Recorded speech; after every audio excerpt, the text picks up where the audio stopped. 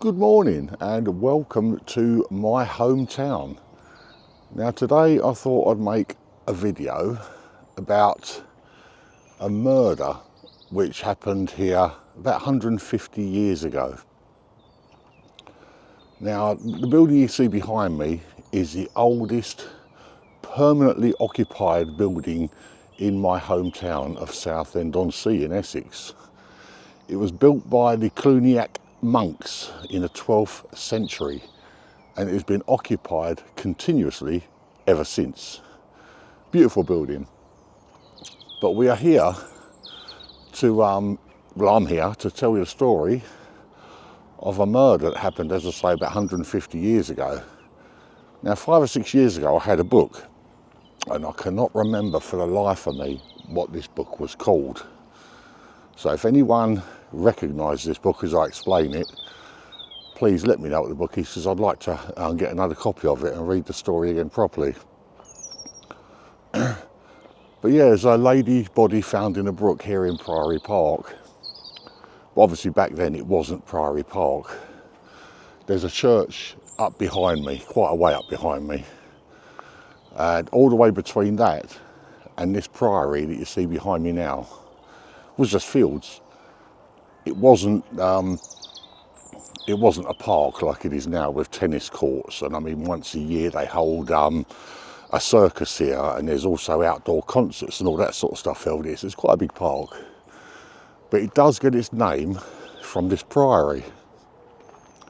Hence the reason it's called Priory Park in Southend-on-Sea. Now what I'm going to do in this video is I'm going to change the format slightly. I'm going to take you on a walking tour because I know where all these locations are.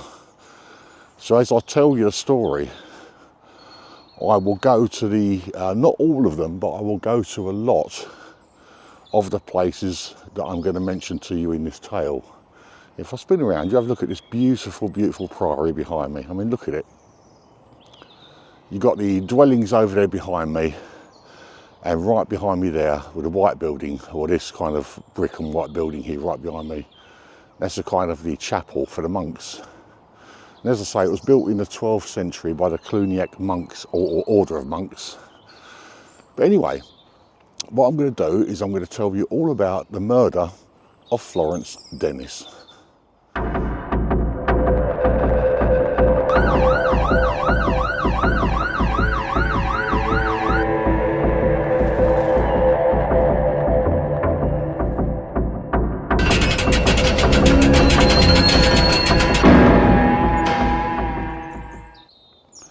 Well, as I said, this story I originally heard about from a book I had. It's a book of short stories, but all true murder stories.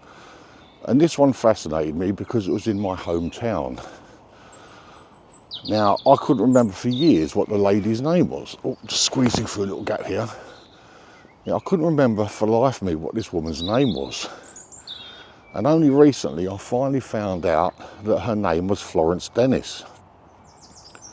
Now, the man I'm going to tell you about was an absolute animal, but he did love his women.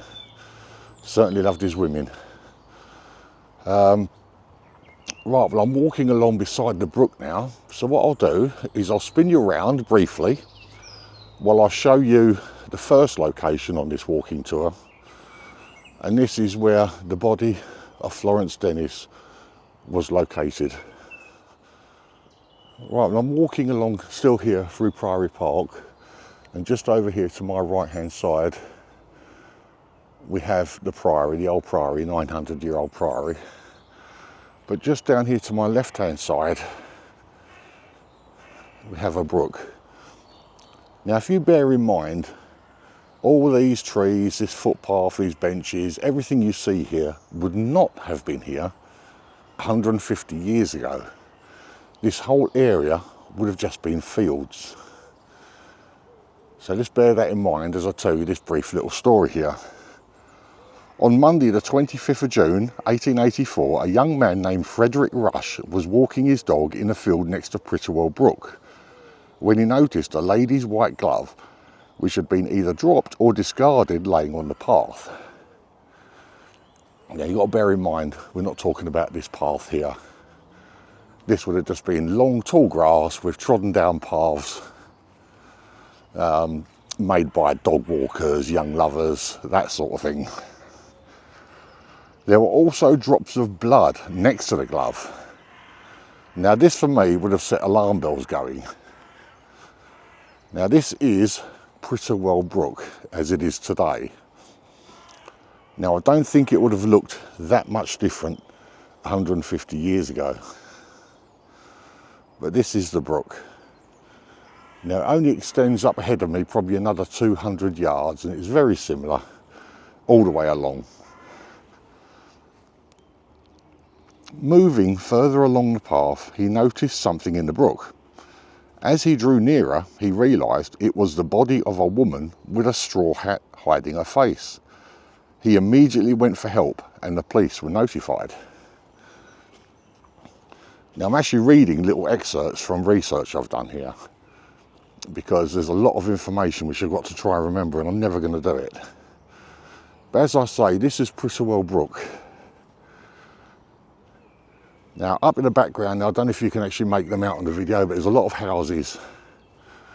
None of those houses would have been there. This would all be just a field. A big, big field. There's a play park ahead of me. You've got this concrete path here. None of this would have been here.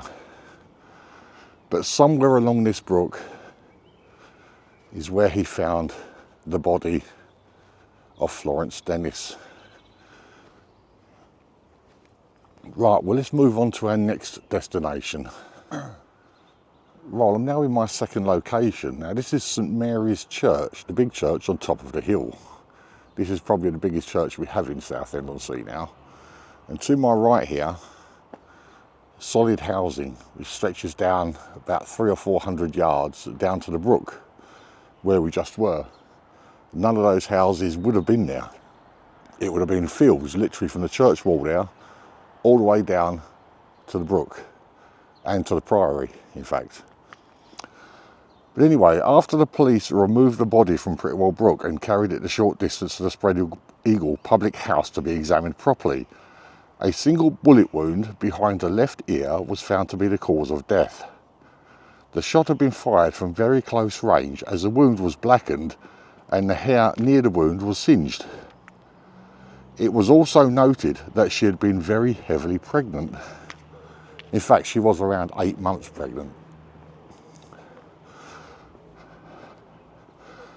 That same evening, the body was identified to be that of Florence Dennis by her sister.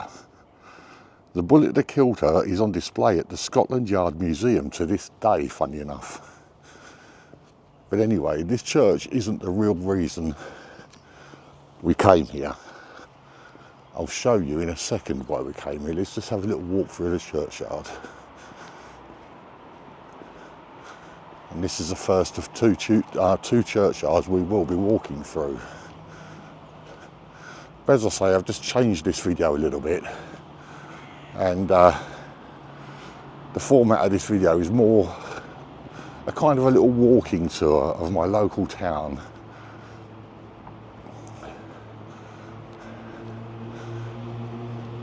Yeah, I hope you enjoy this, because I'm not going to be doing this all the time, because it is a bit of a nuisance having to do this. Right, now if you look across the road,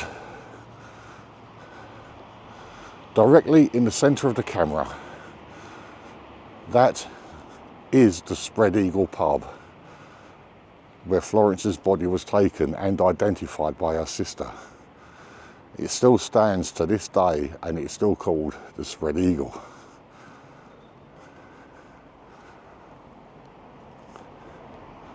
Yeah, the building there with the blue at the base of it. Spread Eagle Public House. Right, let's move on to our next location. Right, we've arrived at our next location. We are now on the seafront, as you can see here. Got the beach to my left, and just to my right here we've got the fun fair that's here permanently. I can't remember what it's called. I never come down here really. But yeah, this location is quite an interesting one. So I shall spin you around again and I'll show you what I'm looking at. Right, just over this wall here we have the fun fair, as you can see. But we're not here to see that. What we are actually here to see is this, going out to sea here. Southend Pier. A couple of years earlier, a young lady, whilst walking along Southend Pier, met a young man and they started a conversation. He introduced himself as Mr. Talbot. She introduced herself as Mrs. Neville. The weird thing is that it wasn't her real name. Her real name was Bertha Ayres. She was married to John Ayres and had 3 children and lived locally on Wesley Road in Southend-on-Sea. Even weirder is the fact that the man also lied. He wasn't Mr. Talbot at all. His name was James Canham Reid. He was married to Emma Sarah Payne and had 8 children and lived together in Stepney in London. Regardless of the lies, an affair began between the two, which resulted in her having a 4th child. Her husband believed it to be his, as he was unaware of the affair. Another thing that Bertha Ayres was unaware of was the fact that James Reid was also a bigamist. He had a second wife, Beatrice Kempton. He had married her using a false name, Edgar Benson. They had a 6-month-old child together. One day, while visiting family in London, Bertha introduced James Reid to her sister, Florence Dennis, explaining that he was a friend. Shortly after this initial meeting, James and Florence started courting, which resulted in her becoming pregnant. When her mother discovered the pregnancy, she sent Florence to live with her sister, Bertha, in Southend. Now I will take you to see the house that Bertha and Florence shared next.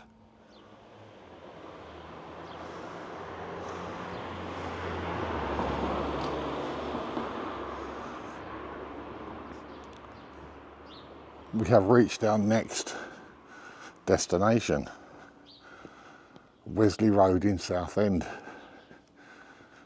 Nowadays it is a house, it's a road full of HMOs, you know, houses of multiple occupancy,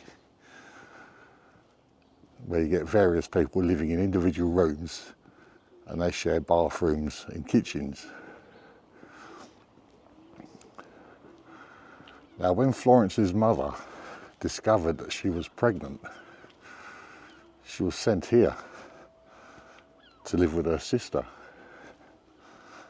And while living with her sister, Florence continued seeing James, as he promised to marry her. But when Bertha discovered who the father of Florence's baby was, she immediately ended her affair with James. On Friday the 22nd of June 1894, Florence received a telegram from James asking her to meet him at the railway station at 9:30 p.m. the following night. Now, we're not overly interested in most of the houses down this road. The one we are actually interested in is this one, number 24. This is where Florence was living with her sister, Bertha. On Sunday, the 24th of June 1894, Florence Dennis would leave this address for the last time and would be dead a short time later. Right, well, I'm back in Priory Park, and on their second meeting, obviously they had their Saturday meeting, now on their Sunday meeting, somewhere on this very field behind me, a local by the name of Robert Douthwaite saw the couple walking around about 10 p.m. Now, on his next sighting at 10:30 p.m, he was seen by another local man. I shall explain to you in a minute. Half an hour after that first sighting, 10:30 p.m, James Reid was seen, this time on his own, by another local named Robert Golding, heading back towards this very station. Right, before we continue on, I should mention that James Reid had a brother named Harold. Between them, they made up the story of having a sister who lived in Canterbury who was always in need of help. This gave James a reason for not being at home with his wife for periods of time which he could spend with his other wife, Beatrice. He told Beatrice that he was a travelling salesman, which gave him adequate time away from home to spend with his first wife. Now, his brother used to help him out in this. He used to back him up, saying, "Oh, your sister needs help, or our sister needs help. Can you please go off to Canterbury for the weekend?" And this basically resulted in him spending his weekends at home with his second wife, but Monday to Friday at home with his first wife. Now, the problem with having Florence pregnant and him promising her marriage is it was never going to work. I mean, his life was complicated enough as it was. He had 2 wives to juggle. There was no way he was going to fit a third in. So there's only one thing left to do, and that resulted in murder. Well, I've arrived now at my final destination, St John Church in Southend. Now, this church obviously used to be surrounded by fields. Now it is completely surrounded. Behind me, over to my left, there's a big building. You won't be able to see it now, it's too foggy. But there's a big building called, what used to be called, it always has been called, the Palace Hotel. But now they've changed it to the Grosvenor Hotel for some reason.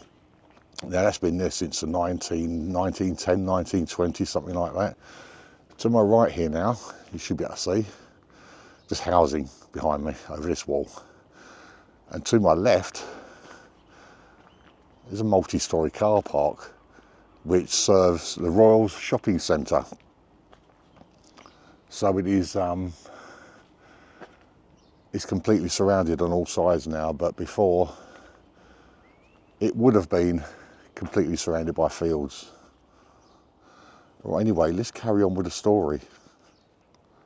The next morning, after realising that Florence had not returned home, Bertha sent Reed a telegram which simply said, "Where is Florrie?" He replied saying that he had not seen her in 18 months. Clearly a lie, as she had been only 8 months pregnant with his baby. James Reed then went on the run after stealing £160 from his employer. He worked as a clerk in the Albert Dock. He ran back to stay with Beatrice, as the police were looking for James Cannon Reed, not Edgar Benson.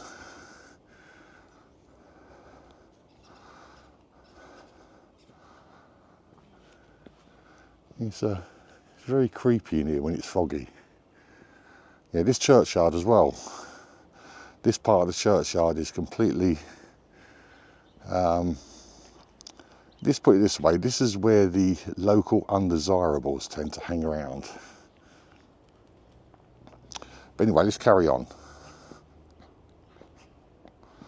Southend Police, led by Sergeant Alfred John Marden and Inspector Baker, issued a wanted poster for James Reed on the 26th of June 1894. They also kept watch on his brother Harold's address. They eventually intercepted a letter addressed to James Reed. They now knew where he was hiding. When confronted by the police, James Reed insisted his name was Edgar Benson, even producing his wedding certificate. At this point, Harold arrived at the address and the game was up. Reed was arrested for murder and theft. The theft obviously being the money he stole from his employer. He was sent to Springfield Prison in Chelmsford to await trial on the 3rd of July 1894. Now, a lot of these graves in here are from a very similar kind of age, late 1800s. At trial, he pled guilty to theft, but not guilty to murder, claiming that a soldier from Hounslow Barracks had gotten Florence pregnant and then killed her, even though he had absolutely no evidence to back up the claim. Now, you would have thought he'd have had evidence, wouldn't you? Well, I suppose hindsight is 20/20. The jury retired at 12:50 p.m. and returned at 1:30 p.m. with a guilty verdict. James Cannon Reed was sentenced to hang, which was to take place at Chelmsford Prison on the 24th of June 1895. The renowned Scottish poet and dramatist Robert Buchanan actively campaigned for Reed's release and proclaimed his innocence in columns of newspapers at his own expense. These pleas were, however, ignored. You can just see the church in front of me now. Yeah, this Robert Buchanan thing, that's quite important to this story, and you'll see why shortly. Before leaving his cell for the scaffold, James Reed thanked the prison governor and warders for their kindness. The last words he ever uttered were to the executioner, and they were, "Please button my coat." The trap doors opened, and James Cannon Reed was no more. Now you might be thinking, what about his brother? Now his brother must have played a part in this. Well, in May 1896, very shortly after James Reed was hanged, Harold Reed ended his own life by jumping into the Regent Canal. He could no longer face the shame of being connected with the Southend murder. Yeah, he went into a pub and he heard two ladies talking about him when they noticed him sitting at the bar. And that was the end for him. He could no longer face it, so he went to the Regent Canal and basically ended his own life. Right, now if you remember right back at the very beginning of this video, I mentioned a book that I read a few years ago, which gave me the idea for making this video. Now in that book, it's the only literature I've actually read which stated exactly where Florence Dennis is buried. And it stated she's buried in the northeast corner of the churchyard of St John's in Southend. Now this over here is the northeast corner.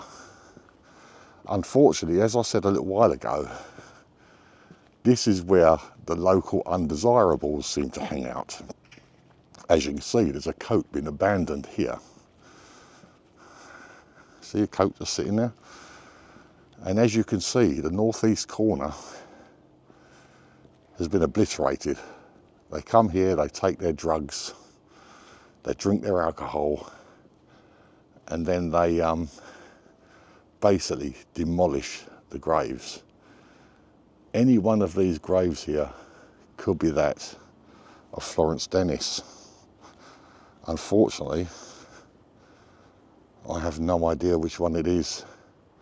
But this is the northeast corner of the churchyard, and as you can see, the vandalism here is quite extreme. But now you remember I said about the Robert Buchanan, the poet, and that. And I said that was actually quite important to this story. And that is because, literally, Florence Dennis is buried here somewhere. But look who's buried right here.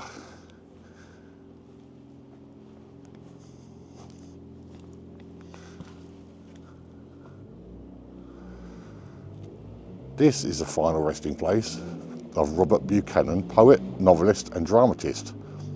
Born at Caverswall, August 18th, 1841, died in London, June 10th, 1901.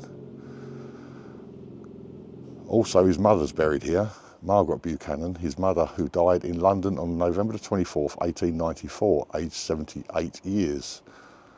His wife, Mary Buchanan, who died at Southend-on-Sea on November 7th, 1881, aged 36 years. Also Harriet J, sister of the above, who died December 21st, 1932. That would have been his sister-in-law, and she was also a novelist and dramatist.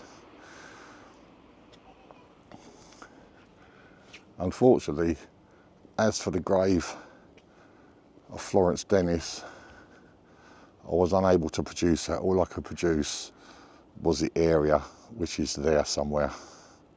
She is buried somewhere in that location. But I hope you enjoyed the video. It was something a little bit different. I thought I'd do one of my local, it's my local hometown. And I thought what I'd do is a little walk around video, a little walking tour of all the dreadful places that my local town holds. But I hope you did enjoy this video. As I say, it's something a little bit different. And if you did enjoy it, please don't forget to give me a thumbs up. It really does help the channel. And If you haven't already, then maybe consider subscribing. And if you do subscribe, don't forget to hit that notification bell. That way you will be notified whenever I upload a new video. Anyway, that is it. That's me, Darren, from my hometown of Southend-on-Sea. I will see you all on the next one. So bye-bye for now.